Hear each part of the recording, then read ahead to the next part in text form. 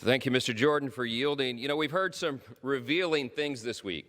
It was just a few moments ago, our colleague from Tennessee, Mr. Cohen, lectured us that the Old Testament doesn't mention the word guns, and so we shouldn't claim that this is a fundamental freedom. You know, as usual, he misunderstands the point of Scripture and the Constitution.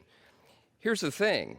As Americans, we respect and we protect the inalienable God-given right to self-protection and to the protection of innocent lives around us.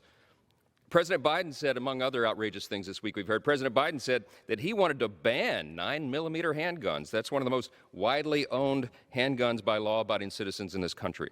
Mr. Cicilline of Rhode Island now infamously in our committee hearing exclaimed, quote, "Spare me the BS," that's not what he said, "spare me the BS about constitutional rights." It's pretty revealing. Mr. Jones in the same hearing just a few moments later, he said that if Democrats don't get their way on their gun control wish list, that they will abolish the filibuster and pack the Supreme Court. They're saying the quiet parts out loud. See, that wish list that they have includes taking away guns from Americans without the constitutionally required due process of law, which is exactly what this bill would do. It would allow the courts to take guns away from people without notice and without even the right to appear in the hearing to defend themselves in court. Now, the other side is going to tell you, and you'll hear in the argument here, hey, there is due process. Don't worry about it, they'll say, because people subjected to this process, they can just go to court and they can petition to get their firearms back. But I'll let my colleagues in on something that every first-year law student learns. Due process after the fact is no due process at all. Now, the other side's also going to argue here, get ready for it.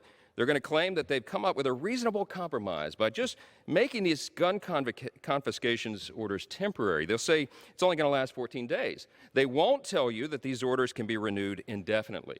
My Democrat colleagues are going to tell you that this bill will save lives, but if you look at the objective studies, the comprehensive studies on this, you'll find that the red flag laws in all these states have had no significant effect on the rates of murder, suicide, or the number of people killed in mass public shootings. If this bill passes, people may have their information added to the national crime databases even though they committed no crime. In what version of America do we think that's okay? The Democrats claim Republicans don't care about gun violence, but while they may repeat this over and over and over, it doesn't make it any more true.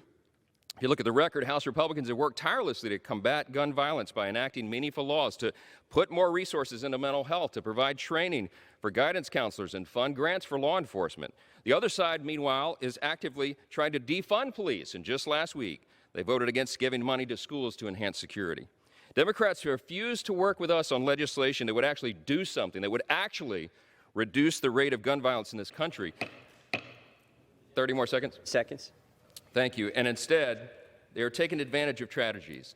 That's what they're doing. They're taking advantage of tragedies to promote their agenda to destroy our constitutional rights, and it's shameful.